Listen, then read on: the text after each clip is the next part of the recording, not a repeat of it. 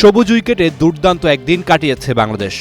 নাজমুল শান্তর এই উদযাপন সেই বার্তাই তো দেয়। হাফ সেঞ্চুরি থেকে সেঞ্চুরির সংখ্যাটাই বেশি টেস্ট কাপ্তানের। এদিন দলের বিপদে নেমে হাল ধরেছেন, তুলে নিয়েছেন ক্যারিয়ারের 9ম সেঞ্চুরি। মাঠ ছেড়েছেন 101 রানে। সাদা পোশাকে যেমন ব্যাটিং দেখতে চায় দর্শকরা, সেই ব্যাটিংটাই দেখিয়েছেন শান্ত। 129 বলে সেঞ্চুরির পথে 12-4 আর 2 ছক্কা হাঁকিয়েছেন টেস্ট ক্যাপ্টেন। দেখে শুনে দিনের শুরু করলেও সকালটা রাঙাতে পারেননি মাহমুদুল হাসান জয় ও সাদমান ইসলাম। 31 রানের মধ্যে 2 ওপেনারকে হারিয়ে চাপে পড়ে বাংলাদেশ।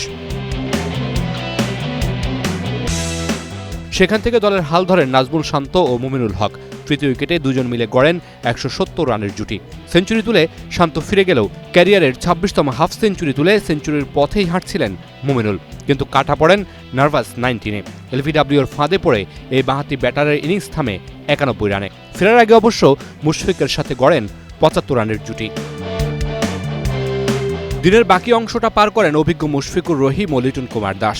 5ম উইকেট জুটিতে 25 রান নিয়ে দ্বিতীয় দিনের খেলা শুরু করবেন এই দুই ব্যাটার। মুশফিক অপরাজিত আছেন 48 রানে আর লিটন দাস অপরাজিত আছেন 8 রানে। পাকিস্তানের হয়ে একটি করে উইকেট নিয়েছেন শাহিন শাহ আফ্রিদি, মোহাম্মদ আব্বাস, হাসান আলী ও নোমান আলী। Mamunur Rashid, star play, Dhaka.